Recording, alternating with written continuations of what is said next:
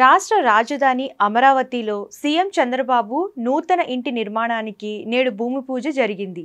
ఈ కార్యక్రమంలో చంద్రబాబుతో పాటు నారా భువనేశ్వరి, మంత్రి నారా లోకేష్, బ్రాహ్మణి, దేవాంశ్ పాల్గొన్నారు. ఈ శంకుస్థాపన కార్యక్రమంపై లోకేష్ సోషల్ మీడియా వేదికగా స్పందించారు. ఇవాళ నాకు, నా కుటుంబానికి ఎంతో భావోద్వేగభరితమైన రోజుగా నిలిచిపోతుంది. కోట్లాది మంది ప్రజల కలల ప్రతిరూపం రాజధాని అమరావతిలో మా కొత్త ఇంటి నిర్మాణానికి మా నాన్న చంద్రబాబు గారు భూమి పూజ చేయడాన్ని ఎంతో గర్వంగా, కృతజ్ఞత భావంతో వీక్షించాను.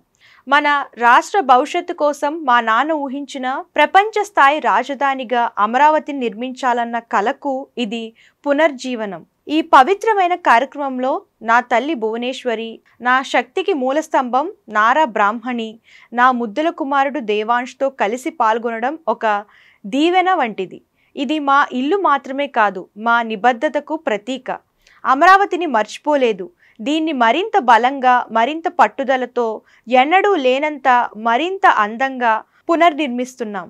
మన రాజధాని మళ్ళీ పునర్జీవం పొందుతుంది. అలాగే మన ఆంధ్రప్రదేశ్ పూర్తి కూడా దూసుకుపోతుంది అంటూ లోకేష్ పేర్కొన్నారు.